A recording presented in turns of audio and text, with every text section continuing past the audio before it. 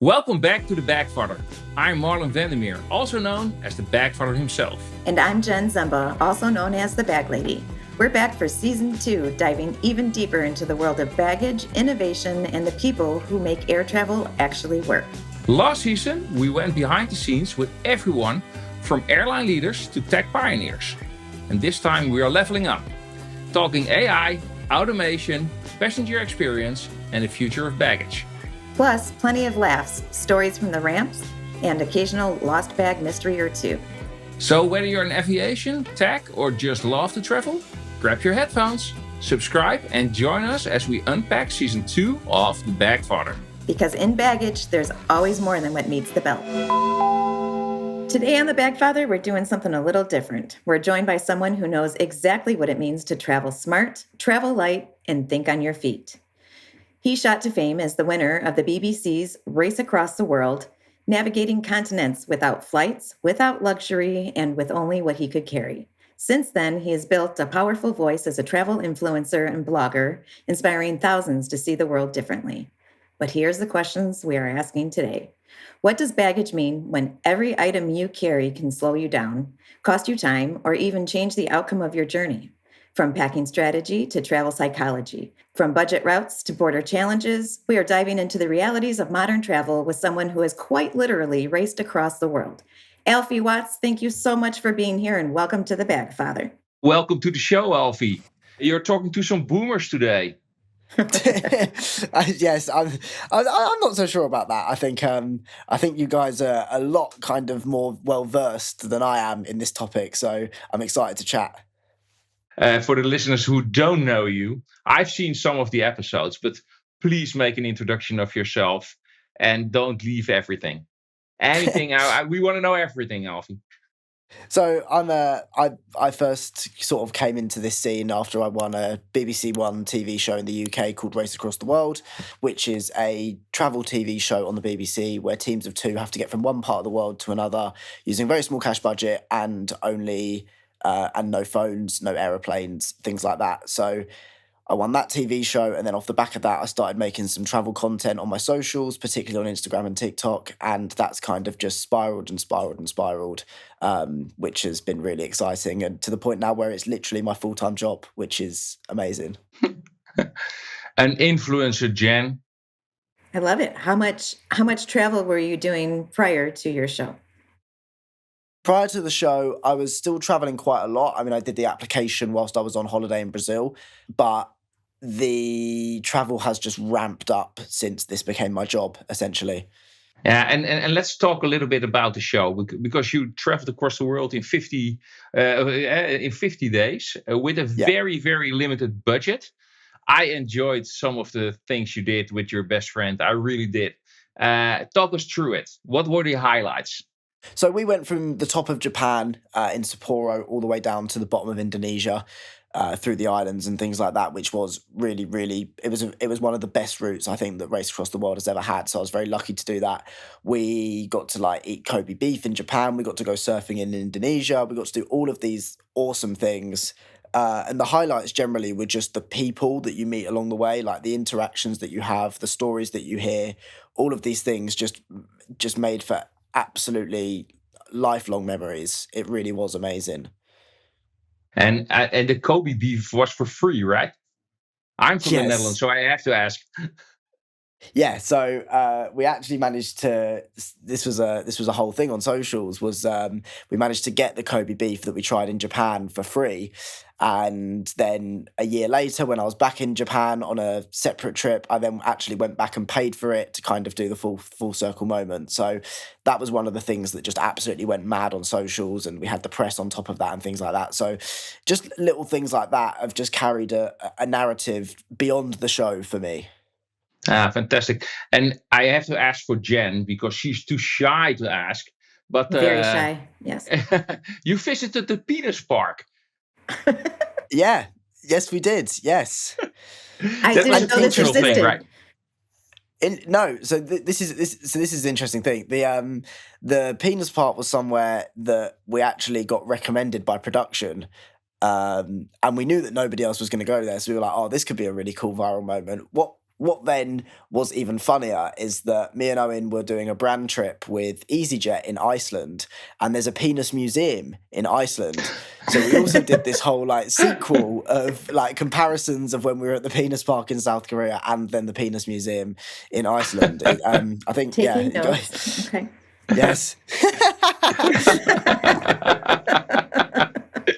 You see, Alfie, it's not too bad to talk to some boomers, right?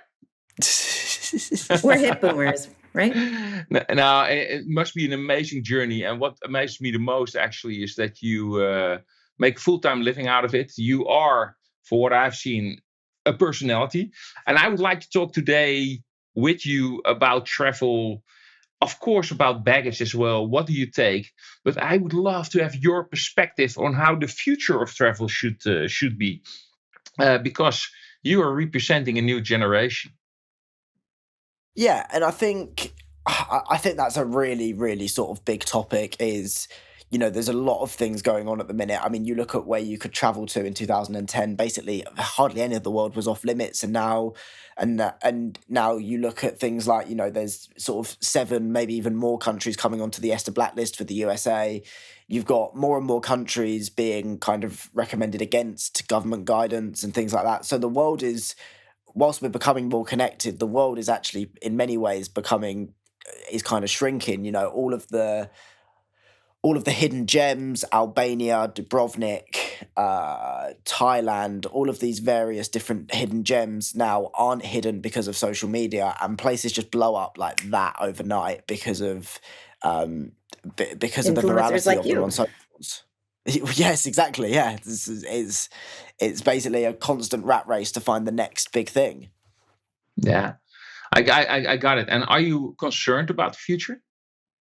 I think geopolitically, it's hard not to be concerned about the world in general, whether that's the world of travel or whatever it is. But I think if there's always one thing that's kind of shown us about history is that people will never scrimp on going on holiday. People will always try and explore new places if they can and will. So I think travel is probably going to look very different in 10 or 15 years to how it looks now. But and then that's without even bringing in sort of the environmental argument and things like that. So you've got loads and loads of metrics about why travel could completely change over the next decade or two. But you'd like to think that the industry is still only going to improve.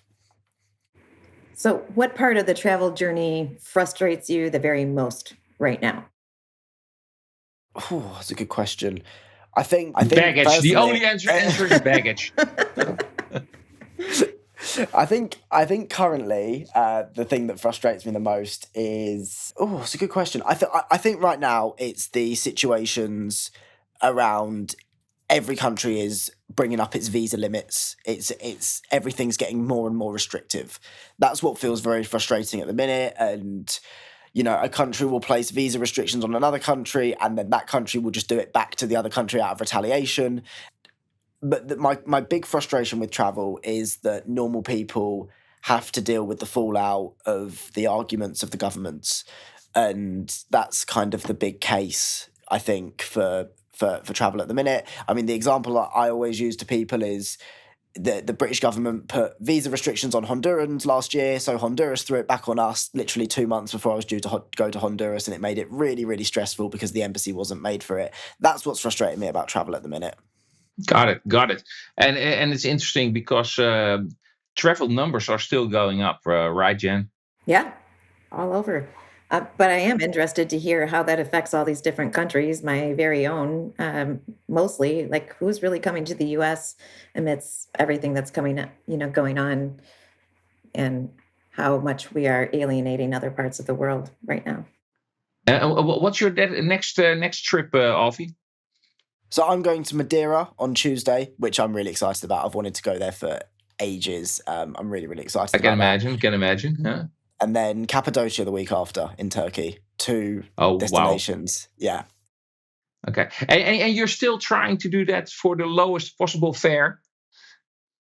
So I think so when I first started traveling, and this is kind of the story that that brings me into the travel world. When I first started traveling, the only reason that I was able to do it was because me and my best mate found day trip return flights to Krakow for £12. That was my first entry into travel. That was the first time that we ever did anything that was sort of out there or crazy. So I was never the kid that got to go on holiday every year. You know, I never got the experience of like the business class lounge until I got things like Priority Pass and things like that. So I've always advocated for showing people how they can travel the world, particularly Europe, but also go a little bit further out into the Middle East and America and things like that for less. That's what I believe my calling is in this industry. And then in every trip you take 2 bags, I'm assuming, 2 big bags. No. Virtually every trip I take an underseat carry-on rucksack, whether it's for a week, 2 weeks, 3 days. I generally manage to do it all in the underseat carry-on bag.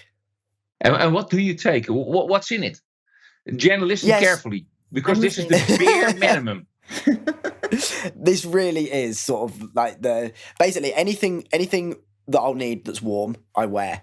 Regardless of what the temperature is at the airport, I'll basically take it in whatever means necessary, and then I will wear it, because the heavy stuff is better on your person than it is in your bag, because it just fills up space. I always try and make sure that I go somewhere where there's like laundry accessibility. I think it's very different from person to person, because I know some of my mates that could never in a million years even take 2 pairs of shoes for 2 weeks. They would need 5 pairs of shoes, a pair of sliders, 8 Wait outfits. a second, Alfie. Wait a second, Alfie. You need to repeat this and talk slowly. Jen needs to understand. When she goes on a 3-day trip, she takes 7 pair of shoes. Her Louboutin. That's a lie. That's a But it's lie. interesting because I don't think Jen's alone in that camp. I think the underpacking versus overpacking communities are very close in numbers. I have to agree with that, but I'm in the underpacking portion of that, Marlon. Yeah, but I try to understand. I'm obviously a very different traveler than you are, Alfie, and that has to be because we are in a different phase of life. I tend to take some stuff when I travel, but when I'm hearing you, is baggage actually mission critical on your travel? I think in many ways, I think it is, and I think this is perhaps where there's like sort of a misconception, because regardless of the size of the baggage, it's still really important, because I still have to abide by the rules of Ryanair. I have to, because if I don't abide by the rules, then suddenly my trip is 2 times as expensive, because the fines on the budget airlines are basically always more than the ticket. So if you take the wrong size bag, well, then you'll kick yourself for not getting the checked bag that was £25, because you've just been slapped with a €40 fine at the gate to put it under. And so that's constantly the kind of battle that I'm having with myself, is actually on this trip. So I literally had a text from my friend who I'm going to Madeira with yesterday, who was like, Alfie, just get a cabin bag for Madeira. Like, we'll share one. Please. And I was like, okay, fine, whatever. So it's fascinating, because this is your chance to talk directly to Ryanair. We know that they are listening to this show. So maybe they will allow you to bring some extra stuff, or is that just not necessary with your lifestyle? I know Ryanair's business model inside and out, and I don't think they will allow me to bring some extra stuff on their aeroplanes without paying their extra baggage fees. I'd be more than happy to have a conversation with Mr. O'Leary about this, but I really don't think that it's going to go anywhere. I think it's really. And there are still trips where I do just say, listen. Checked bag, get it in. I want to take as many liquids as I want, particularly if I'm basing myself somewhere for a month or 2, then it genuinely is cheaper for me to bring all of my toiletries from home, pack them into a checked bag, and then grab it on the other side. That sometimes is the easier thing. And for me, it's always I'm always in 2 minds, because would I rather be having a cabin bag with me all the time, constantly, that I need to worry about, or would I rather wash my hands of it as soon as I get to the airport, know that it's going to be at my destination, but then have to wait an additional 15 minutes after the flight? It's always that kind of thing that's going around in your head. Yeah, there's many reasons not to check a bag, so I was curious of which of those is highest on your list. Is it cost or just the inconvenience of having to wait for delivery? it's the delivery for me. I just think that travel is such a travel days can be really long. Sometimes if your airport is far away from your house in your home country, by the time that you've landed, let's say if I was going to Mexico, that's a 16-hour travel day. And then the last thing that you want when landing in Cancun airport is to sort of have to wait for the bags to come out. If your bag's the last, it's just it is a very frustrating thing. And then you never know, kind of things happen. I will never ever get annoyed with an airline for losing my bag, because I know I've seen like the systems in place to try and make sure that everything gets done, especially with connections. But it is frustrating when it happens. It's happened to me a few times. And then sometimes I just think I should just take less and just take a cabin. Yeah. And set aside, you're now talking about flying, but you take a lot of boats as well, and buses, trains. So how do you deal with baggage then? This is actually another really, really interesting point, is generally I'm only taking trains or buses if I'm backpacking. So then I'll probably have my backpack, and then obviously you're very limited about what you can do. Generally, you have to put the bag under the bus, which is where it could get wet. If you're leaving it on train racks on trains, then, you run the risk of it being stolen and all of these different things. There is, for me, as someone who kind of does travel a lot more on trains now than I did before, there is nothing more annoying than someone walking onto a train with a massive suitcase. But I do sympathise with them, because you have to do it. At the end of the day, if you're going to an airport, it's what you have to do. Yeah, I totally understand. And one thing you just highlighted before was the cost of baggage. Is that a factor for you? Is one of the reasons that you're not checking in a bag the cost associated with it, or is that not a factor? I think it's very dependent on airline.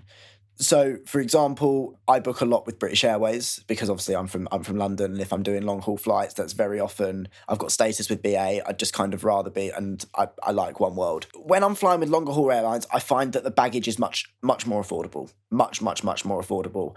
But I find that when you're on budget airlines with Ryanair and particularly EasyJet, I think that the cost of checking in a bag is huge.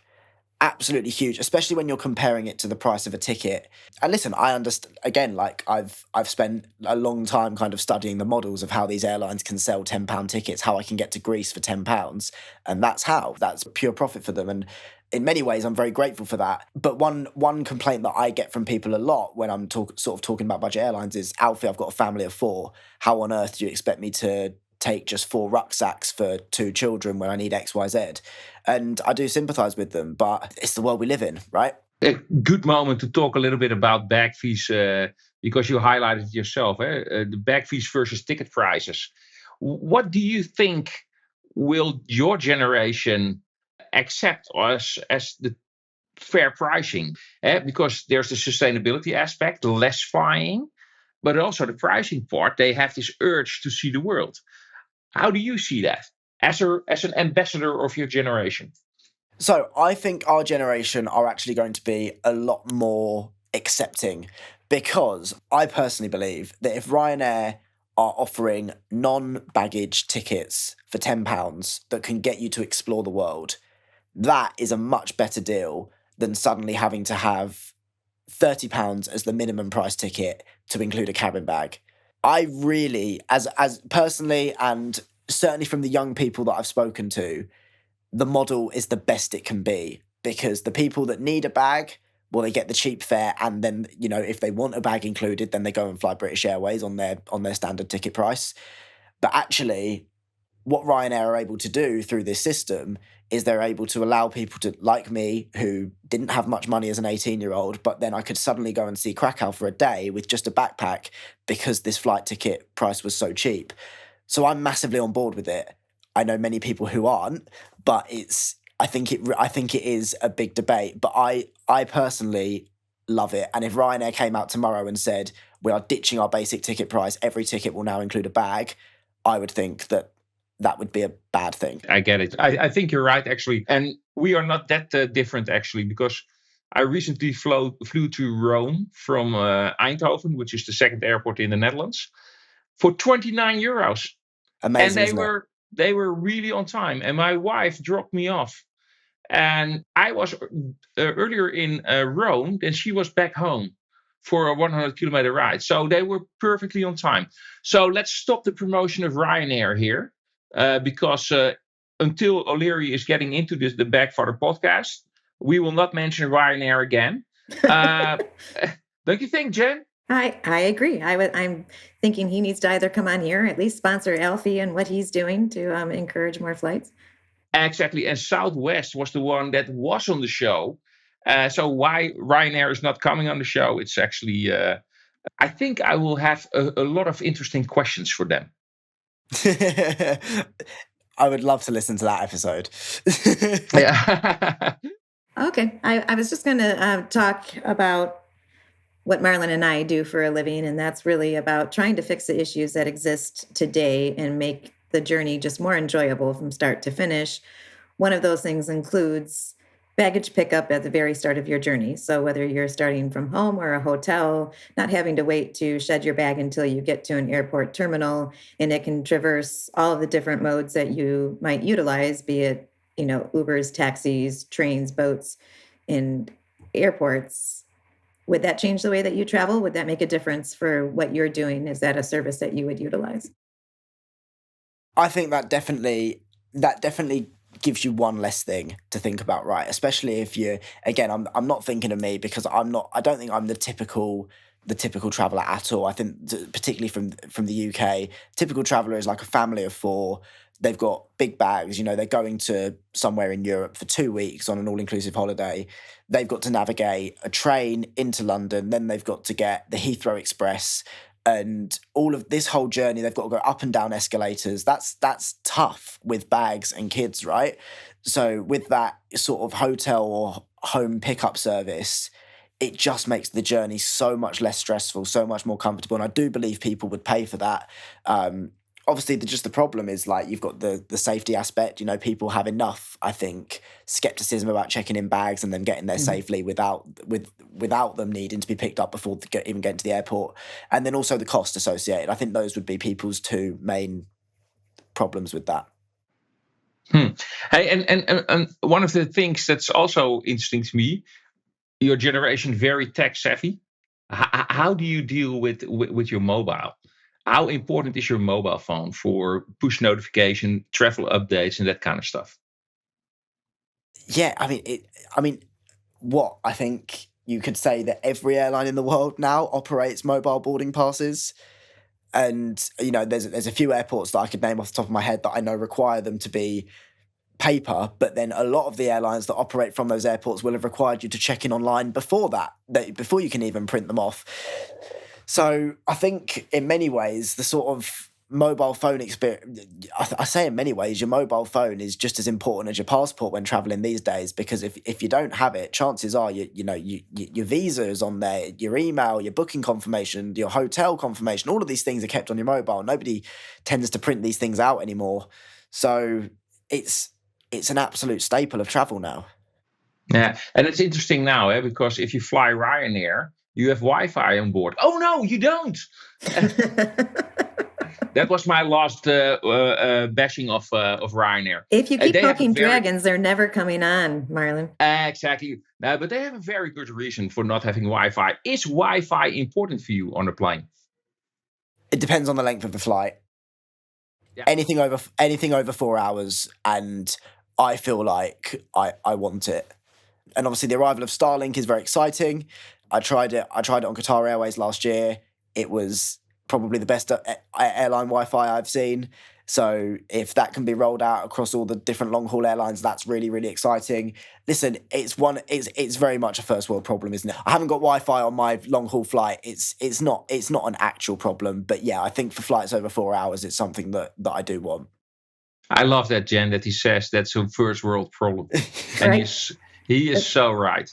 Very right. Yes. All the BS about Wi-Fi on board, yes or no. I always like my relaxation and not being called. Because when you did the TV show, you didn't have a smartphone, right? Yeah, absolutely. And that taught me the beauty of kind of traveling without having your head down. Different world then, because obviously now my job and my living and my income is all on my phone, which I think is probably why I'm a little bit more kind of wired into the give me Wi-Fi, I want to know what's going on kind of lifestyle. But yeah, as much as it's a luxury, nobody needs it. The longest flight in the world is 16 hours. If you can't go 16 hours, 8 of which nobody's going to be active anyway because it's overnight, then, you're missing out a maximum of 8 hours of activity. So it's fine. I love this, Alfie. I really love this, and I'm a little bit addicted as well. I need to have my little bit of time to unwind when I'm sitting in my plane. Most of the time, in the first 3 rows. So I fall asleep quite. No, I'm joking. I'm always on row 54, and my friends know. Yeah, Jen. Yeah, we all know. Yeah, way in the back. Hey, we were touching your mobile phone that you cannot use for your social media as well. Talk us through your current Instagram and travel and the way you live travel and how different that is because we see people at the most exciting places. Sometimes it's just media that fakes you, right? Yes, absolutely. So, like I said, my Instagram is very much centered around travel challenges and trying to show people how they can travel for cheaply. So, I didn't really want to be the Instagram kind of travel influencer that went to all the luxury hotels, flew on all the, business class seats and things like that. It never really interested me because that was never really why I fell in love with the industry in the first place. I'm very keen on showing people, if they pay £200 for a 3 connection flight from London to Dubai, what is that experience going to look like for them? Is it worth doing an overnight stop in Budapest if it means that your cost of a flight to Dubai is 50% less than it would have been if you fly direct?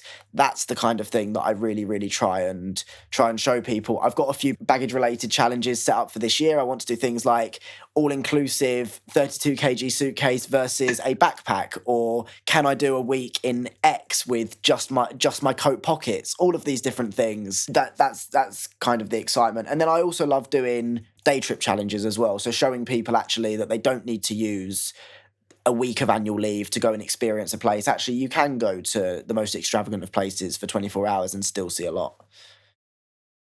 And I think about, for me, I think the general public romanticizes travel. And for whatever reason, we get in our heads and we picture it going perfectly from start to finish. And so people just don't prepare themselves for all the things that could go wrong and ultimately allow it to ruin their travel. Have have you been able to readjust what your expectations are so that you're not so disappointed when something doesn't come out perfectly? Yeah, and I think people particularly have like a victim mentality when it comes to this. I think they expect that everything is going to go absolutely right. Cancelled flights happen, bad weather happens, delays happen, air traffic control strikes. These are all things that happen. And very often the blame goes ultimately on the wrong people. It will always go on the people that are supplying the flight and not the people who are causing the problem. So I've learned that that's how to deal with it. And also that's what I try and encourage my audience to do as well. Yeah. And he sounds really forgiving towards the airlines.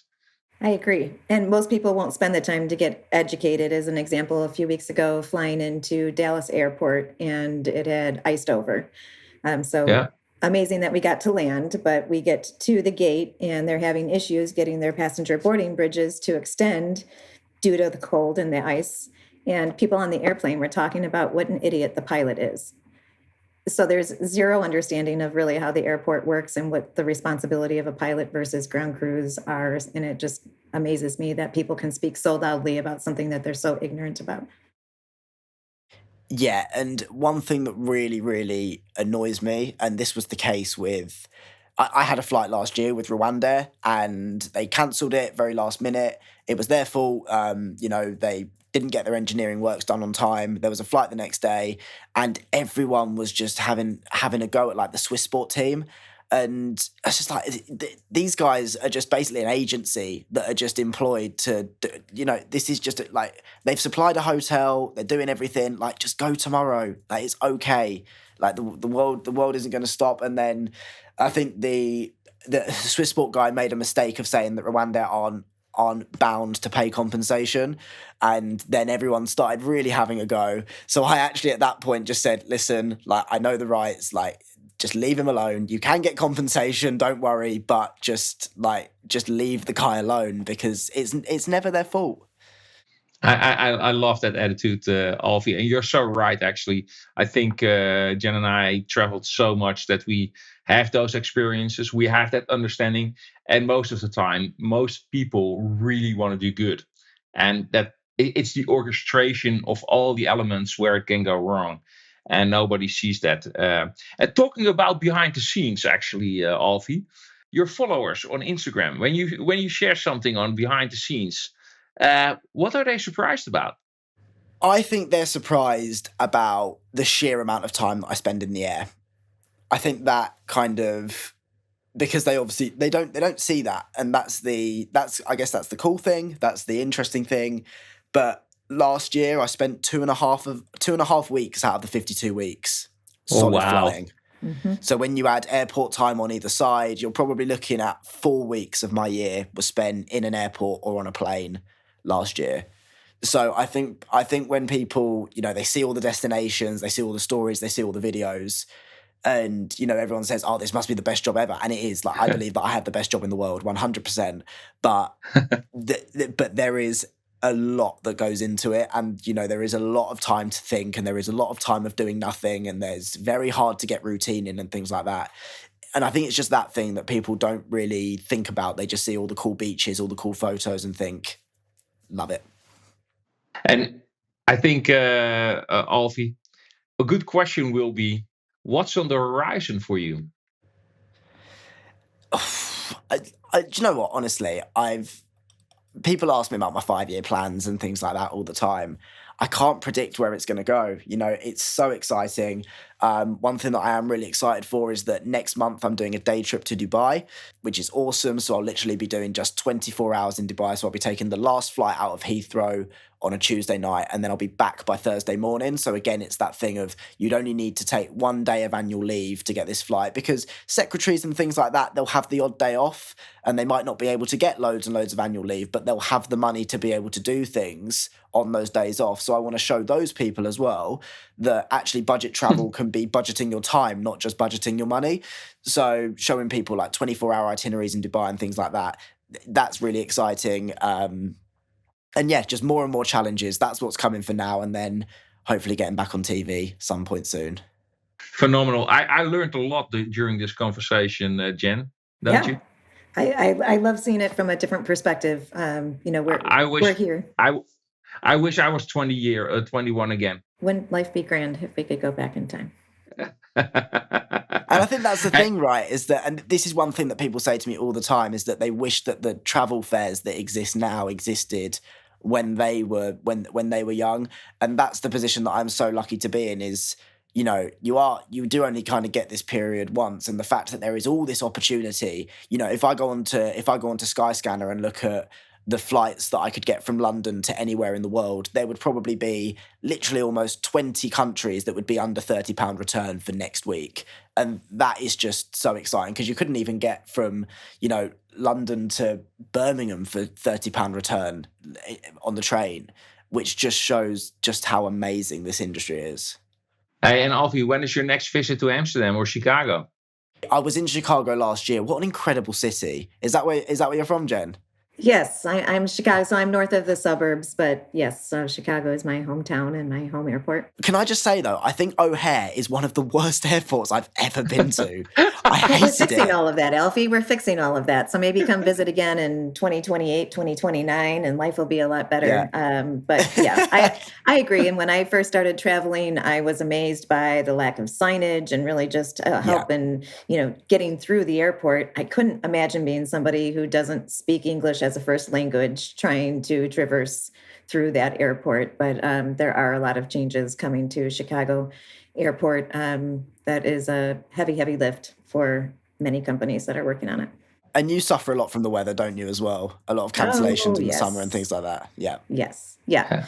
I can deal with the cold. The gray skies is what bums me out. And the people from the UK that we see now in Schiphol Airport is mostly drunk at 7 a.m. So Alfie, you're more than welcome.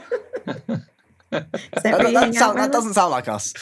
No. That doesn't sound, especially not the way you travel. I think drinking a lot is not part of it. I think you're traveling a lot and make a lot of good memories. And your main baggage is the emotional baggage. Isn't that right? Definitely. I think that the unique thing with me is that actually I'm probably one of the least qualified people to kind of talk about the baggage situation. But what I do have is I have this whole kind of plethora of anecdotes from my followers who have stories about baggage and how actually the baggage costs and the baggage market, particularly in the UK, can either make someone's holiday really confusing or, more expensive. So it's nice to kind of be able to offer that opinion because, like I said, generally, because I'm flying so much and I really just don't like waiting, I do, where possible, just take hand luggage. But it's been so great to have this conversation and understand just kind of the levels involved. Yeah, and pay attention. Lots of new technology coming that I think will also address some of the waiting issues at carousels in the future. And I love your niche, the budget travel niche. So I have a final question for you. If you would change something in the current way you travel, what would you fix? And if that's technologically possible, how would you do that? It's very kind of on brand. If we could have a situation where every time I went through passport control, my bag was waiting for me, and if we could bring the costs of hold luggage in line with cabin baggage, I would take a hold bag every single time. And with that bombshell, Jen, thank you very much, Alfie. I really enjoyed this conversation, and I hope to run into you on one of your endeavors very, very soon. Yeah. Thank you for having me both. Thank you very much. What I love about that conversation is this. Baggage is never just baggage. Whether you're racing across continents with one backpack or navigating a busy international airport, what you carry shapes your journey. It affects your freedom, your flexibility, and your experience. Alfie's story reminds us that travel is not about how much you take, it's about how well you move. And in an industry where we talk about systems, automation, and innovation every day, it is refreshing to hear the human side of the journey. Alfie Watts, an amazing travel storyteller. Thank you for joining us on the BagFather. If you enjoyed this episode, follow, subscribe, and share, because the conversation around baggage is only just getting started. That's it for this episode of the BagFather. Thanks for tuning in and joining us on another baggage adventure. And if you like what you've heard, don't forget to follow us, to subscribe, and leave us a review. It really helps more baggage lovers to find our show. And if you've got a story, innovation, or opinion from the world of baggage, we'd love to hear from you. You can reach us on LinkedIn or at BagFather.com. And a big thanks to our guests of today and to everyone helping us make baggage smarter, faster, and more connected. Until next time, safe travels, smooth transfers, and no lost luggage.